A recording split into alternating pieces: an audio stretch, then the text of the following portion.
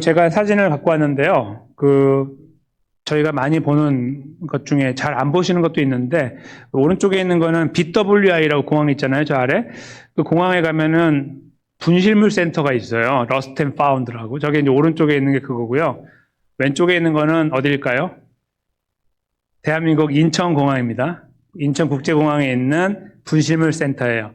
다 똑같은 목적이죠. 잃어버린 것을 찾으러 오라 하는 것이죠. 영어로 러스트 앤 파운드라고 부르는데, 이제 이 두 공항은 너무나 덩어리가 크기 때문에 제가 이제 데이터를 본 적이 없는데, 한국의 지하철이 9호선까지 있잖아요, 서울에. 근데 9호선 그 지하철에서 1년에 거두어들이는 분실물이 얼마나 되는지 아세요? 140만 가지 이런 것들을 이제 거두어들이는데 그 중에 지갑이 제일 많다고 그럽니다. 그런데 그 많은 것 중에 회수율, 즉, 잃어버렸으니까 와서 찾아야지 할 때 찾는 회수율은 55%래요. 그러니까 그게 이제 무슨 말이냐면은, 아유, 괜찮아, 또 사면 되지. 이런 분들이 많은 거예요. 뭐, 우산, 뭐, 물병 이런 거 있잖아요. 그런 것도 다시 살 수 있는데, 정말 이거는 찾아야 되는 거. 어떤 경우는 그 금 두꺼비도 있다고 하더라고요. 이런 것들. 찾아야 되잖아요. 이거 얼마나 비싸요. 그런 것들을 이제 와서 찾는데, 보편적으로는 찾지 않는데, 이유는 중요하지 않았기 때문이다. 이렇게 이제, 판단을 한다고 그래요. 근데 그게 이제 한 달인가 어느 정도 있다가, 저기 있다가 이제 그게 주인이 없으면 경찰서로 간다고 그러더라고요. 그 각 경찰서로 갔다가, 그 다음에 이제 뭐 이렇게 폐기 처분하는지 뭐 그렇게 되는 것 같더라고요. 근데 이제 그 중요성에 따라서 이제 사람들은 그렇게 물건에 대해서 이제 잃어버렸냐 그렇지 않느냐 관심을 갖게 되는데, 제가 어떤 부분에 한 이야기를 잠깐 들려드리면, 아주 중요한 이야기죠. 이거는 사람 이야기인데 물건이 아니고, 어릴 때 아주 한참 오래전에 이제 아드님을 분실했다 이거예요. 시장 바닥에서, 한국에. 큰 시장에서 분명히 옆에 있었는데 갑자기 없어져가지고 찾기 시작했는데 몇 시간을 찾으셨고, 그래서 못 찾고 이제 막 다 눈물 흘리면서 이렇게 막 다니시는데, 이름 부르면서 막 다니시는데 못 찾아가지고 하다가 이제 아유 어떡하나 이제 포기할 정도로 하면서 집으로 가는 길에 만나셨다는 거죠. 만났는데 그냥 만난 것이 아니라 이제 어르신 한 분이 이렇게 아이가 이렇게 정처 없이 가니까 이제 붙잡고 얘가 지금 길을 잃었구나 해서 데리고 계셨다는 거예요, 어르신이. 그래서 이제 감사합니다라고 말씀드리고 이제 아들을 부둥켜 안고 둘이 같이 엉엉 울었다 이제 말씀하신 걸 들으면서 참 감동이 됐고, 잃어버림에 대한 생각을 한번 해본 적이 있어요, 그때. 근데 여러분과 저도 어쩌면 그런 개인적인 경험 속에 그런 게 있을 수 있잖아요. 이거는 물건하고 비교할 수 없죠. 이거는 목숨 걸고 찾아야 되는 거 아니에요? 그렇죠? 그런 잃어버림이라는 거에 대한 이제 경험들은 우리에게 찾음이라는 것이 얼마나 기쁠 것인가라는 생각도 하게 돼요. 그러니까 잃어버린 그 상실감이 크면 클수록 그걸 찾을 때 오는 기쁨도 크다 이렇게 볼 수 있겠죠. 그러니까 하찮은 건 잃어버려도 상관없고, 찾으나 안 찾으나 관심도 없고 뭐 즐겁지도 않아요. 뭐 저거 한 달 동안 저기 있다 와가지고 그냥 버려 그냥 뭐 이런 것도 될 수 있는 건데, 그걸 아주 귀중하다고 했을 때는 그것을 만나는 순간에 다시 우리는 닦기 시작할 것이고, 그걸 간수하기 시작할 것이고, 우리 가슴에 품기 시작할 것이죠. 그래서 잃어버림과 찾음은 두 사이에는 잃어버린 것에 대한 가치가 어떠한가에 따라서 반응이 달라진다는 것을 알게 돼요. 저희가 오늘 읽은 이 본문 속에는 정확하게 보면 러스트 앤 파운드가 등장해요. 잃어버림과 찾음. 그런데 이제 저희는 그냥 한 가지 잃어버림에 대해 좀 치중하기 위해서 잃어버린 자라고 제목을 잡고 말씀을 이제 상고하려고 그러는데요. 이 본문은 성경 속에서 오해를 많이 하는 본문 중에 하나이고요. 그 오해의 내용은 뭐냐면, 구원은 행위로 받는다는 그러한 잘못된 논리를 만들어내기 쉬운 그런 본문이 되기도 합니다. 저희가 아주 세밀하게 그리고 진지하게 본문을 읽어야만 합니다. 그 안에 우리는 우리 각자를 향해, 다 형편과 사정은 다르지만 우리 각자를 향해 주시는 하나님의 은혜가 있을 거라고 저는 분명히 믿고요. 은혜를 함께 말씀 속에서 찾아 누리는 그런 은혜가 여러분과 저에게 있기를 소망하면서 말씀 속에 들어가 보겠습니다. 읽은 말씀은 이미 기억이 나시겠지만, 예수님께서 여리고라는 지역으로 들어가셨는데, 이제 조금 아시는 분 아시지만, 예수님은 원래 이스라엘 북쪽에서 생활하셨어요. 갈릴리 지방에서 쭉 계시다가 이제 내려오시는 이 과정은 결국은 돌아가시려고 내려오시는 거예요. 내려오신 적이 있죠. 부모님 따라서 그 6월절에. 그거 말고 공생애로 내려오는 거예요. 이제는 돌아가시기 위해 오시는 건데, 이렇게 쭉 내려오다 약간 옆으로 빠졌다가 계속 들어가거든요. 그럼 들어가면 거기가 이제 그 예루살렘이에요. 그래서 여리고와 예루살렘 가깝고, 여리고까지 왔다는 것은 이제 돌아가실 때 가까웠다는 뜻이기도 해요. 예수님이 이제 여리고로 들어가셔서 이제 지나가시게 됐는데 그 마을에 우리가 잘 아는 삭개오가 있었습니다. 그리고 그는 세리장이라고 부르고 부자라고 불렀습니다. 세리장이라는 거는 이제 좀 표현이 정확하지 않은데요. 이건 뭐라고 말하는 게 조금 더 있어 보이냐면 조세 감독관. 어떠세요? 좀 다르죠? 조세 감독관. 세리는 이제 실제로 몸으로 뛰는 사람이라고 하면 당시에 막 돈을 걷어들이는 사람이라고 하면 세리장은 그걸 이제 컨트롤하는 사람이잖아요. 그 위에서. 이 조세 감독관은 그거보다 더 위에 있겠죠. 이렇게 세리장들이 이렇게 불러갖고 하는. 그 사람들이 갖고 있는 특징은 돈을 엄청나게 번다는 건데 다른 말로 바꾸면 돈을 이제 뺏는 거죠. 자기 같은 민족에게. 보통 3배 정도를 징수했는데, 그러니까 1불 받아야 되면 3불 받아갖고 2불은 자기가 챙겼다고 그러죠. 그게 당시에 이제 그 현상이었어요. 그러니까 얼마나 부자겠습니까? 얼마나 부자겠어요. 근데 세리도 그런데 세리장은 얼마나 부자일 거고, 그리고 여기에 있는 조세 감독관은 얼마나 부자일까요? 가뜩이나 여리고는 당시에 이제 그 주변에서 이제 저쪽 근동 쪽이나 서쪽이 이제 약간 동쪽에서 서쪽에서 이렇게 다 물건이 모여지는 곳이었다고 그래요. 그래서 상업도시로 유명하고요. 땅에 있는데 육지인데도 불구하고 그래서 고역과 또 우리 향료 거래가 많아서 이 세무 관리가 굉장히 중요했던 곳이라고 그래요. 로마의 입장에서 볼 때. 그러니까 로마에서 정부에서 똘똘하고 말 잘 듣고 그런 사람을 뽑았는데 이제 그 중에 세리가 쭉 있을 거 아니에요? 그 중에 좀 잘하는 사람 세리장, 또 잘하는 사람 해가지고 삭개오가 뽑힌 거예요. 가문의 영광이겠죠. 모두 다 버렸지만 그 사람 배신자라고 말하고 매국노지만 그렇죠? 나쁜 사람이지만 자기 자신은 얼마나 부자이겠습니까? 그러니까 그 부를 누리는 사람이라는 것을 간단하게 쓰고 있는 겁니다. 그런 여유가 있는 이유가 있는 거예요. 근데 그 사람에게 예수님이 지나간다는 소문이 들려서 그 면상이나 한번 보자 이렇게 된 거죠. 자기하고 관계도 없겠지만 자기는 관심도 없고 자기는 돈이 최고인 사람이겠지만 지나가는 예수라도 한번 들어보자. 왜냐면 옛날에 들어보니까 뭐 사람도 살린다고 그러고 사람도 많이 먹인다고 하는데 얼굴이나 한번 보자. 이렇게 관심을 갖게 된 거예요. 3절에. 그래가지고 이제 근처에 갔는데 사람들이 많고 키가 작아서 볼 수가 없었다라고 3절에 쓰고 있습니다. 그런데 여기 주변에 보니까 당시에 뽕나무, 저희 옛날 표현은 뽕나무인데 요즘에는 돌 무화과 나무라고 하는데요. 약간 이렇게 나무가 곧지 않고 옆으로 퍼진 나무예요. 이렇게. 그래서 올라가기 편하고 딱 올라가면 숨기 편하고 가지가 많아서 올라가서 이렇게 보면은 아래가 잘 보이는 이런 나무예요. 굉장히 많았어요. 흔한 나무. 그 나무를 이렇게 쭉 보다가 길을 쭉 보는 거예요. 저쪽에 이제 예수님 계시면 이렇게 가겠구나. 요거 하고 올라간 거예요. 그게 이제 4절의 말씀이죠. 5절에 예수님께서 그곳에 지나가다가 쳐다보시고 이르시되 삭개오야 속히 내려오라. 내가 오늘 내 집에 유하여야 하겠다. 이렇게 5절에 말씀하시는 거예요. 그냥 관심 없이 읽으면 그냥 그런가 보다 하지만 이게 기가 막힌 일이에요. 이제 일단 이런 거예요. 삭개오가 거기 보이게 있는 경우가 아니라 일단은 보이지 않게 있는 거예요. 나무 위에서 이렇게. 그 면상이나 한번 보고 나는 가야지. 딱 지나가면 딱 빠져야지. 가뜩이나 거기 있을 때 사람들이 자기를 쳐다보면 얼마나 수치스러운 일이에요. 그 사람은 사회에 명망이 있는 사람이에요. 사람들이 인정하지 않지만. 다 손가락질하지만 자기 스스로는 자기가 성공했다고 생각하는 사람이거든요. 자기가 또 나이가 또 지긋이 있을 거 아니에요. 근데 그 사람이 거기 올라가서 있어? 이거 아이들이 보고 사람 보면 난리 나는 거예요. 그러니까 이 나무가 저희가 생각하는 것처럼 이렇게 가지가 별로 없어갖고 대충 보이는 게 아니라 가려진 나무라고 보는 것이 정상이에요. 자기를 숨길 수 있고 대신에 볼 수 있는 그것이 바로 이 나무였다라고 봐야 돼요. 거기 올라가 있는데 그러면 당연히 예수님도 그것이 관심이 없다면 그냥 거기를 지나가고 오늘 본문도 지나가려고 들어왔다고 하시니까 그 길을 지나서 저쪽 다른 곳으로 가면 된단 말이에요. 길에 나무가 수도 없이 많은데 그 중에 한 개 가가지고 고를 필요도 없잖아요. 그냥 가면 되죠. 예수님께서 그 나무를 지적해서 오셨고 그를 보셨고 그리고 이름을 불렀어요. 이름은 어떻게 아셨을까요? 여기 삭개오 이름 딱 붙이고 있는 것도 아니고 사람들이 말한 것도 아니고 사람들 못 봤을 테니까 이 상황을 지금 보면은 지금 되게 미스테리한 거예요. 여기 딱 들어왔을 때 미스테리어상 딱 들어왔을 때 예수님께서 그 나무로 가시더니 딱 쳐다보신 거예요.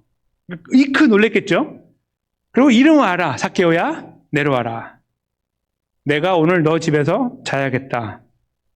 그 반응을 이제 이 이야기를 들은 삭개오가 내려와야 되잖아요. 이제 다 보고 있잖아요, 자기를.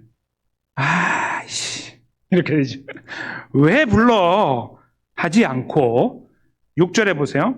급히 내려와 즐거워하며 영접했어요. 그러니까 이 반응을 보면 저희가 이제 그 마음을 알게 되는데 이 사람이 굉장히 외로운 사람이다. 이런 걸 느낄 수가 있어요. 자기가 지금까지 살아온 인생이 있고 사회에서 이룬 것이 있고 사람들은 자기 인정하지 않아요. 자기 가족만 할지 모르겠어요. 그 그룹만 그냥 그렇게 살아가요. 이게 운명이라고 생각하고 사는 거예요. 그냥 나라가 망했는데 어떡하란 말이야 뭐 이러면서 가는 거기에 친구들도 별로 없고 막 이런 상황 아니겠습니까? 자기네들끼리만 유유상종이니까 자기네들끼리만 모여갖고 먹고 뭐 이럴 거 아니에요? 그러한 삶의 여정에 그가 지친 것이 아닐까? 피곤한 것이 아닐까 생각을 해봐요. 왜냐면 그 창피를 무릅쓰고 그냥 내려와요. 쭉 내려오는 거예요. 이렇게 옆으로 이렇게 내려왔으면은 속바지가 보일 수도 있을 정도로 이렇게 쭉 내려왔겠죠. 툭 이렇게 내려왔을 거 아니에요. 그리고 딱 내려가 봤더니 또 키가 작을 수도 있잖아요. 보통 사람들보다. 그 상황에서 즐거워하면서 영접을 하기 위해 갔다. 예수님을 모시고 갔다. 보편적인 사람은 아니에요.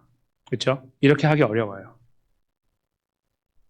그에게 있는 큰 기쁨들이 얼마나 컸으면 아니면 그가 지금 느끼고 있는 굉장한 인생의 외로움과 갈증들을 풀 수 있는 기회가 된 거라고 생각하는 어떤 기대감도 있는지 모르겠습니다. 여하튼 그는 보편적인 사람의 반응하고 다르게 반응을 한 거예요.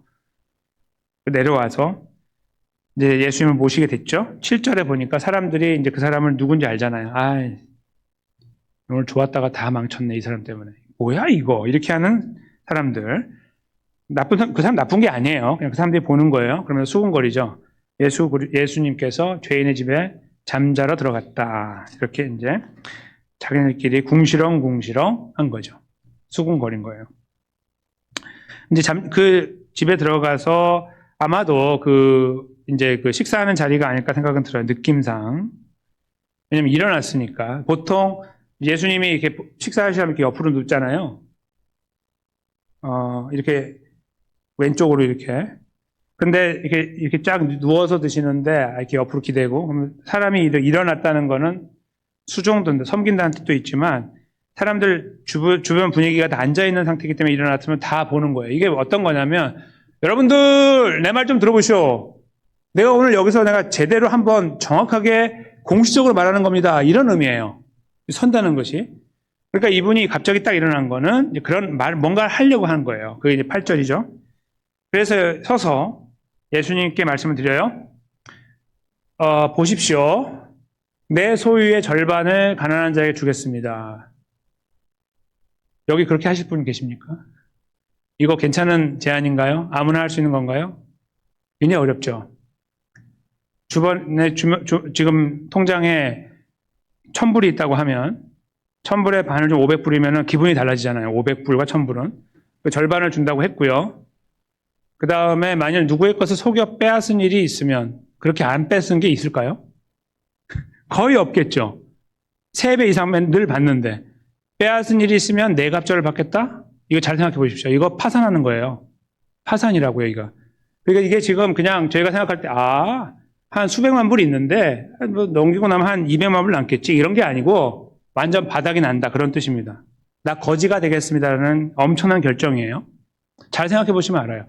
4배를 준다는 거니까 내가 3배 뺏었으니까 원래 1개 받아야 되는데 1불 받아야 되는데 3불 받았다고 치면 그거에 4배면 4, 3, 10이 아니에요. 12를 주는 거예요. 망하죠. 망하는 거예요. 그러니까 이게 지금 자기는 이제 망하겠습니다. 그런 말과 거의 흡사한 말인데요. 이거를 공포한 거예요. 모두 알게. 난 이렇게 할 거니까 그렇게 하시오. 이렇게 된 거예요. 대신에 주님께, 예수님께 이제 말씀을 드렸죠. 여기까지가 이제 저희가 이제 잘 알고 있는 내용이기도 하지만요. 근데 이 4배라는 말은 어디서 나왔냐면 이제 출애굽기 22장에 보면 1절에 남의 것을 이렇게 훔쳤을 때 동물 같은 거를 그게 살아 있어요. 그러면은 4배로 갚아야 돼요. 한 마리 훔쳤으면 4마리를 줘야 돼요. 소는 5마리를 줘야 되고.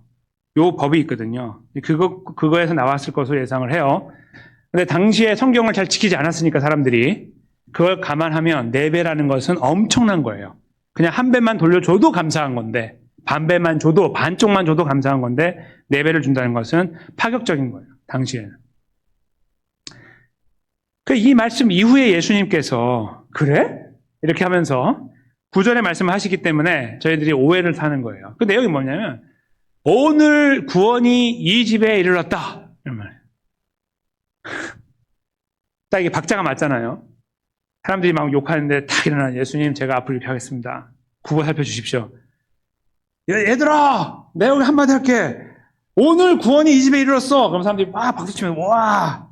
옆에 사람들도 딱 듣고 있으면서 야, 이 사람이 완전히 사람이 바뀌었네. 웬일이야? 아니 거지가 되겠다고 자기가? 이렇게 이제 이해를 하는 사람들이 주변에 쫙 있을 상태에서 예수님이 이렇게 선포를 하시니 당연히 삭개오의 엄청난 결심에 의해서 예수님이 감동을 받아 구원을 주셨구나 라고 생각할 수 있는 계제가 있다는 말입니다. 근데 예수님께서 이유를 다셨어요. 감사하게도. 오해할 뻔했는데. 그게 뭡니까? 이 사람도 아브라함의 자손이미로라. 이게 정확하게 오늘날 쓰는 말은 이 사람도 아브라함의 자손이기 때문이야. 그런 말입니다. 왜 구원이 있냐고? 이 사람도 아브라함의 자손이니까 이렇게 말씀하신 거예요. 그러니까 지금 예수님 말씀이 야, 사람이 변하면 이렇게 바뀌는 거야. 이렇게 바뀌는 거지. 마치 이런 사람이 구원을 얻는 거야. 라고 구원을 선포하신 게 아니에요. 그것과 전혀 관계없이 이 사람이 구원을 받고 이 집안이 구원받는다. 사람들이 당연히 생각하겠죠. 아, 그거 봐. 착하니까 구원받잖아. 원래는 지옥 가야 되는데 저 인간은 사람이 바뀌었네. 천국 가야지. 그거 맞아. 본인들이 여러 가지 평가를 옆에서 하고 있죠. 예수님은 그거 다 무시하고 있는 거예요. 전혀 관계없어요. 혼자 말씀하시는 거예요. 이 사람이 아브라함의 자손이기 때문이다. 이 말은 다른 말로 바꾸면 이스라엘이라는 뜻이고요. 더 다르게 바꾸면 하나님 백성이라는 뜻이고요. 그리고 당시에 이스라엘 사람들은 이게 이스라엘의 가문을 말한다고 믿었는데 그것이 아니라 이것은 영적인 이스라엘을 말하는 거예요. 모든 민족 중에 하나님 백성. 그걸 저희가 이제 알 수 있는 것이 바로 마지막 절에 나와 있어요. 마지막 절을 보시면요. 인자가 온 것은 잃어버린 자를 찾아 구원하려 함이니라. 인자가 온 것은 이스라엘을 구원하기 위함이다. 인자가 온 것은 이스라엘 땅에 살고 있는 사람들을 구원하기 위함이다. 이렇게 말씀하지 않으시고 이거를 팍 이렇게 열어버렸어요. 갇혀있는 것을 탁 뚫어서 인자가 온 것은, 예수님이 오신 것은 잃어버린 자, 국적이 어디이건 신분이 무엇이건 어느 시대를 살건 그 환경과 상황이 어떠하건 그 사람의 성품이 어떠하건 인간 됨됨이가 어떠하건 인간 말종이건 아니건 관계없이 하나님께서 보실 때 잃어버렸다고 하면 그를 찾아 구원하기 위해 오셨다는 것을 말씀하신 거예요.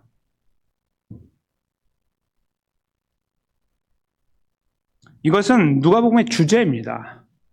인자가 왜 오셨지? 잃어버린 자를 찾아 구원하러 오셨어. 이게 누가복음의 핵심이에요.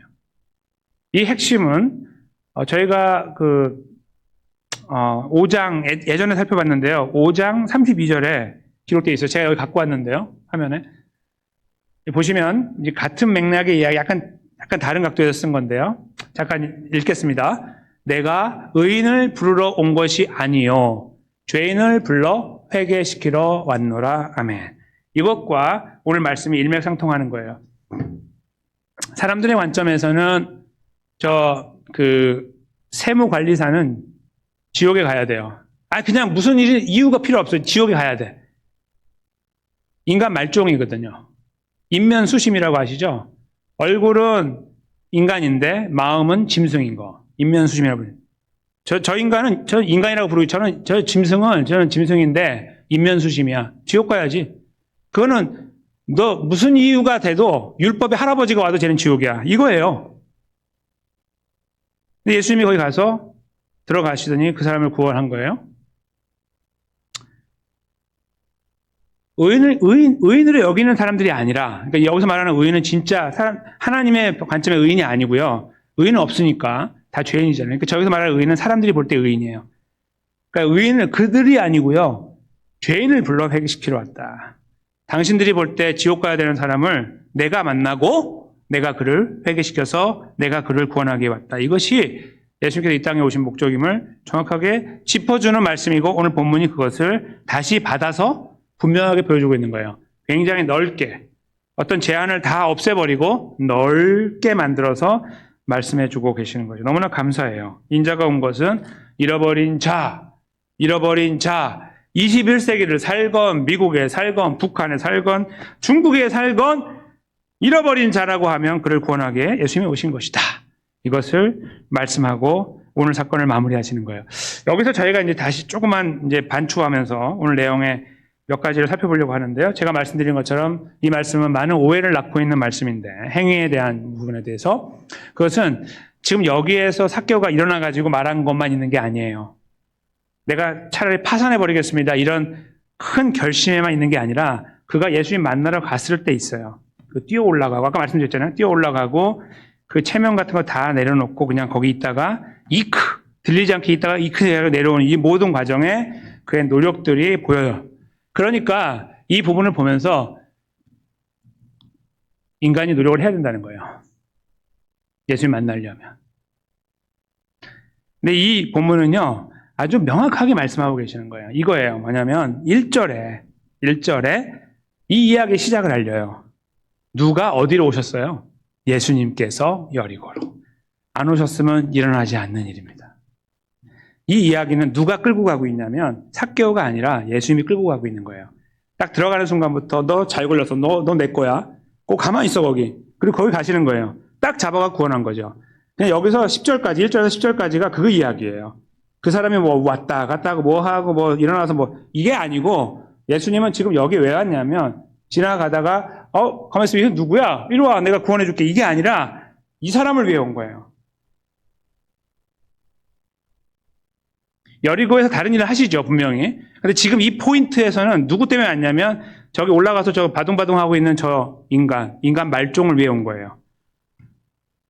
그러니까 그리고 가신 거죠. 지나가면 되는데 그 많은 나무 중에 거기 왜 가요? 안 보이는데 그냥 가면 된다고 이렇게 그냥 가면 되는데 왜 거기 가가지고 쳐다보면서 이름을 부르고 놀랬겠죠. 내 이름 어떻게 아시지? 넌 내 거니까 알지. 그렇게 예수님께서 이 이야기의 주인공이 돼가지고 처음부터 끝까지 끌고 나가시는 거예요. 그가 정성이 갸륵하고 노력하니까 천만의 말씀. 더 중요한 건 있어요. 그러면 그가 이렇게 약속한 걸 지켰을까? 기록이 없어요? 몰라요. 그렇죠?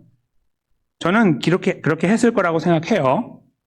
그러나 그것을 했건 안 했건 중요한 게 아니에요. 예수님은 그것 때문에 오늘 이 집에 구원이 있다고 말한 게 아니에요. 너는 아브라함의 자손이니까 내가 성삼위 하나님이 너를 택했기 때문에 창세전에 넌 내 거니까 내가 너를 위해서 왔고 넌 내가 딱 찍어가지고 너를 내가 구원하고 있는 거야. 오해하지 마. 너는 내 거라서 하는 거야. 이게 아브라함의 자손이야. 잃어버린 자를 위해 내가 온 거야. 이렇게 말씀하고 계시는 거예요. 그래서 그가 거기에서 약속을 어겼건 어기지 않았건 이거 해가지고 완전히 망해갖고 그 다음에 거린이 됐건 그렇지 않건 관계없이 삭개오는 구원받은 거예요. 이게 오늘 본문에서 저희가 반드시 짚고 이해해야 되는 내용입니다. 삭개오에게 이 크레딧, 장점이 있는 게 아니에요. 노력하고 자기 걸 희생하고 그런 것이 아닙니다. 오늘 이 이야기의 주인공은 예수님이시고 예수님은 구원하기로 결정한 삭개오를 찾기 위해 여기에 굳이 오신 거예요. 숨어있는 그를 찾아서 구원해내신 겁니다. 여러분과 제가 이 말씀 여기까지 이제 말씀을 헤아릴 때 예수님의 이 집요한 사랑, 품기 위한 결정과 완성하기 끝까지 달려가서 탁 그 쟁취하신 이 모든 과정들, 이 글을 보면서 이렇게 보이는데요. 그냥 그 사람이 아주 나쁜 사람이 아니라고 했을 때 보는 눈하고 사람들이 그를 비판하고 있는 상황에서 보는 거하고 좀 달라요, 이야기가. 이제 그냥 보편적인 사람이라고 했을 때는 그냥 그 사람이 그렇게 되는 거에 대해서 우리도 모르게 뭐 그렇게 하셨나 보다 이렇게 생각할 수 있어요. 그 사람의 가치를 모르니까. 근데 오늘 본문은 그 사람의 가치를 알려주잖아요. 쓰레기라고. 그렇죠? 쓰레기라고 하는 한 인간을 예수님이 가시는 거예요. 그리로. 이 이야기는 우리에게 다른 감정을 주는 거예요. 쓰레기를 구원하셨구나. 쓰레기를. 그를 표현하시기를 잃어버렸다고 하시는구나. 이렇게 저희가 이제 본문을 이해할 수 있는 거죠. 그러면서 저희가 이제 본문의 말씀을 가지고 저희들이 걸어왔던 시간들을 떠올려 보는 거죠. 우리도 예수님 만난 때가 다 있었고, 그게 너무나 옛날이어가지고 잘 당시 어떤 감정과 감사와 감흥이 있었는지 기억이 안 날 수도 있습니다. 근데요, 그렇게 안 하셔도 돼요. 제가 도와드릴게요. 이렇게 하시면 돼요. 지난 한 주간 살아왔던 삶을 한번 이렇게 돌아보세요. 아니면 오늘 아침에 일어나셔서 여기까지 오시면서 마음이 어떻게 요동하고 왔는지만 체크해 보시면 돼요. 여러분의 마음이 정말 순수하게 아주 깨끗하게 쫙 이렇게 진행되어 오시던가요? 아니면 이렇게 올라갔다가 팍 떨어졌다가 파도 한번 확 났다가 욕도 한번 나왔다가 떨어지거나 이렇게 되신 거예요. 그냥 굳이 깊이 생각할 필요가 없어요. 우리는 똑같기 때문에 거의. 물론 성장하죠. 성장하고 발전하는 게 맞지만 이 기본적으로 갖고 있는 성향이 굉장히 오랫동안 우리 안에 남아있어요. 그리고 바뀌지 않는 부분도 남아있고. 그거는 이렇게 하면서 내가 그때 어떤 일이 있었지? 이렇게 생각하지 않아도 그냥 이렇게 잠깐만 돌아보면 보여요. 뭐가 보이냐면 구원받을 수 없는 게 우리 자신이 구원받을 수 없었다는 존재라는 것이 보인다는 거예요.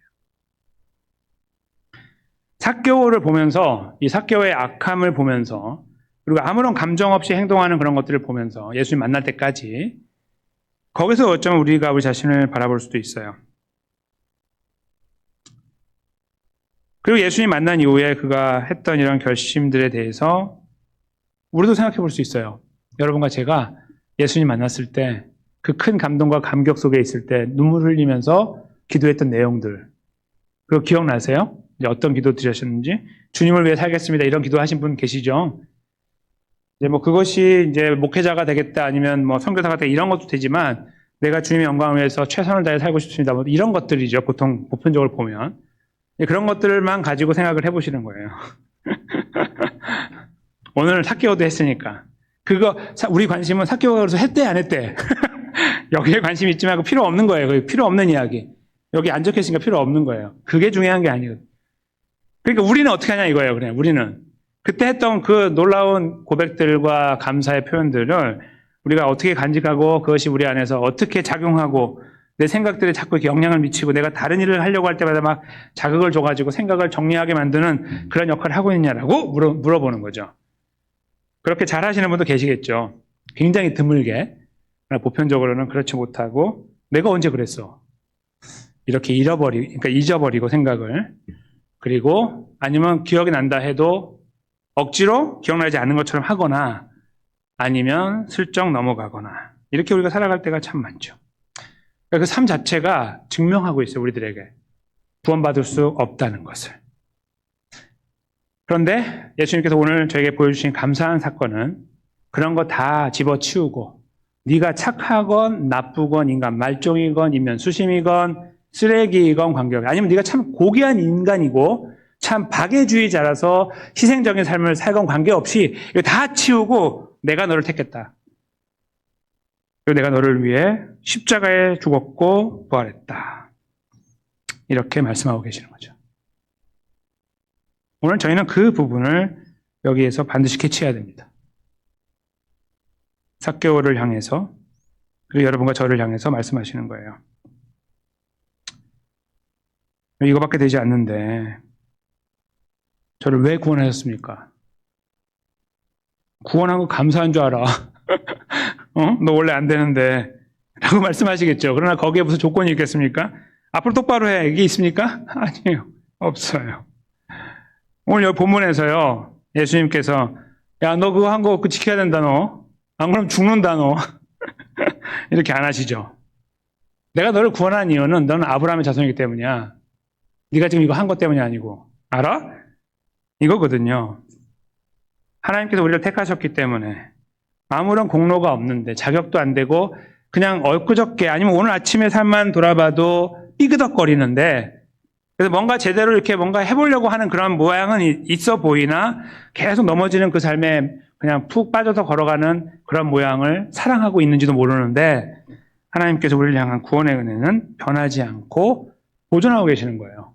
왜요? 여러분과 제가 그만한 존재가 되기 때문이 아니라 예수님 때문이죠. 예수님 때문에. 예수님께서 우리를 위해 십자가에 돌아가시고 부활하셨기 때문입니다. 저는 오늘 본문에서 그래서 삭개오를 보면서 여러 가지 생각을 하는 거예요. 여러 가지 생각을 하는데요. 생각의 한 가지가 저는 이거라고 생각이 드는데, 해야 되는 것이 뭐가 있냐면, 여러분과 제가 예수님 만나기 전에 우리는 잃어버렸던 존재라는 거예요. 첫째는 우린 다 죽었던 존재였어요. 그렇죠? 다른 말로 바꾸면. 근데 하나님의 은혜로 우리가 예수 믿는 믿음을 받게 됐어요. 금보다 귀해요. 그래서 이 믿음으로 예수님을 고백하고 예수님 우리 안에 들어오셨어요. 그래서 우리가 구원을 받았어요. 이 구원을 받아서 예수 우리를 칭해 주시기 이렇게 칭해 주시겠죠. 내가 너를 잃었다 찾았다. 그렇죠? 내가 너를 원래 잃었는데, 오늘 잃어버렸는데 내가 너를 찾았다. 이렇게 말씀하실 존재가 된 거예요. 그러니까 다른 말로 하면은 lost and found니까 이제 굉장히 기쁜 존재예요. 하나님 우리를 바라보시면 기뻐하시고 예수님 우리를 기뻐하시고 사랑하시는 존재가 됐단 말이에요. 우리가. 그렇게 우리가 살아가요. 근데 여기에서 저희가 잃어버린 자라는 저 제목에 한 가지 고민할 것이 뭐가 있냐면요. 정말 마음 아프고 마음이 막 쓰라린 것이 하나가 뭐냐면, 우리가 그렇게 그 자리에 우리가 서게 됐는데 감사하게 우리가요 잃어버리는 자가 될 때가 있어요. 그게 뭐냐면 하나님께로부터 잃어버리는 게 아니에요. 하나님 우리를 구원하셨기 때문에 이제 영원히 잃어버리지 않으세요. 우리 딱 갖고 계시는데 그게 아니라 우리가 나를 잃어버리는 거예요. 우리가 나를. 내가 나를 잃어버리는 거죠. 어떻게 잃어버리냐면 너 누구야? 제가 누구예요? 이게 아니라 우리가 하나님의 자녀가 됐다는 사실을 잃어버리는 거예요. 내 존재를 망각해요. 상황을 만나면. 삶의 현장을 만났을 때 나는 그런 존귀하고 고귀한 존재를 하나님이 나를 새롭게 빚어주셨다는 사실, 그리스도 안에서 이 감사한 사실에 대한 망각을 우리가 스스로 하거나 아니면 그렇게 해요. 상황이 힘들어지면 힘들어질수록, 상황이 길어지면 길어질수록 우리는 스스로 우리 자신을 잃어버립니다. 내 자신이 하나님의 자녀라는 이 존귀한 사실 자체를 부인하거나 잃어버리는 거예요. 그래야 편하니까. 그래야 나도 한마디 할 수 있고, 그래야 나도 꿈틀거릴 수 있으니까. 그래서 나의 자존심을 한번 드러낼 수 있고, 그리고 나의 존재감도 드러내고, 이것이 삶의 의미라고 나도 말할 수 있으니까. 그런 순간에 그렇다는 거예요. 아까 잃어버린 것을 찾지 않는 사람들 말씀 잠깐 드렸잖아요. 제일 앞부분에. 가치가 없을 때 안 찾아요. 그렇죠? 가치가 있으면 당장 달려가요. 우리가 저 잃어버림에 대해서 생각해 보면요. 저것이 혹시 우리 안에서 길어지고 있는 거 아닌가를 생각해 볼 필요가 있는 거예요. 즉, 저렇게 우리가 그냥 이렇게 세상에 딱 나가는 순간부터 이게 카멜레온처럼 색깔이 싹 바뀌면서 거기에 적응해 가고 있는지 모르는데요. 그 적응도가 깊어져서 이것이 그냥 늘 그런 식으로 이루어지는 것에 대한 어떤 그 부담이 적어지고 있다면 어쩌면 우리는 거기 나가서 나를 잃어버리는 순간에 나를 찾아야 되는데 찾지 않고 있는 그 이유는 진실로 이거예요. 그리스도인이라는 그 가치가 별게 아니라고 여기기 때문에. 그까짓 거 없어도 먹고 사니까. 그까짓 거 없어도 대충 사니까. 저기에서는. 우리도 모르게 이렇게 생각할 수 있는지 몰라요. 그러니까 안 찾는 거죠.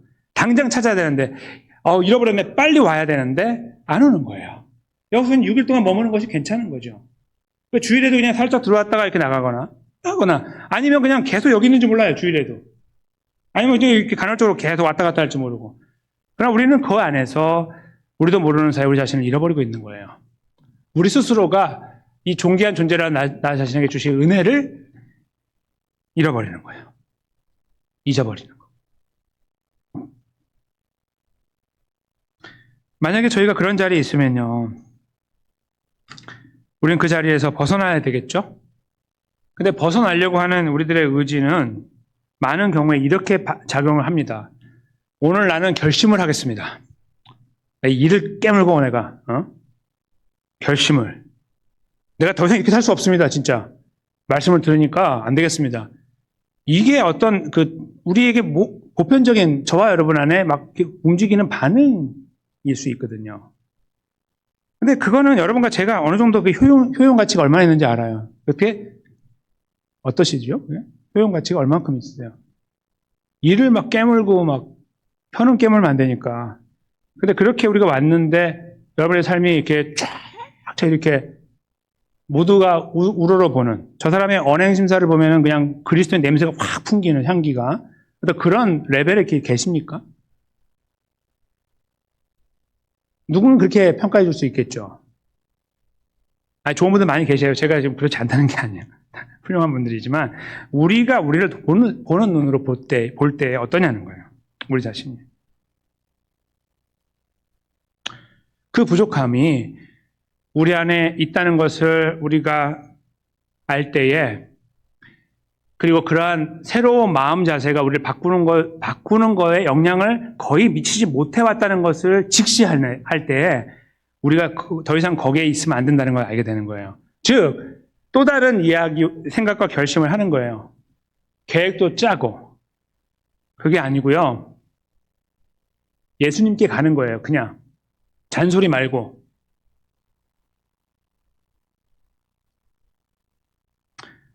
그 예수님은 저와 여러분 안에 지금 계시거든요. 우리는 그것도 잊어버리거든요, 가끔씩. 성령 하나님을 통해 우리와 연합하고 계시죠. 여러분과 제 안에 함께 계세요. 잃어버린 자를 찾았을 때 우리는 예수님과 연합했고 그분과 함께 동행해요. 보이지 않지만 우리 안에 함께 하십니다. 그리고 우리가 그분 안에 있어요. 이 모든 상황을 잘 알고 계시고 우리 마음이 어떻게 바뀌는지도 알고 계시고 몇 초 후에 범죄할 것도 다 알고 계시죠. 모든 거 알고 계세요. 우리 연약함과 악함과 노력과 모든 것들, 좋은 거 나쁜 거 모든 걸 알고 계시는 우리의 구원자 예수 그리스도 앞에 가는 거예요. 그리고 그분께 요청하는 거예요. Have mercy on me. 나를 불쌍히 여겨 주십시오. 저는 이것처럼 파워풀한 기도가 없다고 생각해요. 하나님, 저 한번 해보겠습니다. 이거는 물론 할 수 있어요. 어느 순간에. 그리고 그것 때문에 변화되는 분도 계실 수 있어요. 하나님 은혜로 그것도. 그러나 그거보다 여러분과 저의 가슴에 진짜 깊이 박히고요. 생각을 더 깊이 만들게 하고 곱씹게 만드는 것은요. 그런 것이 아니에요.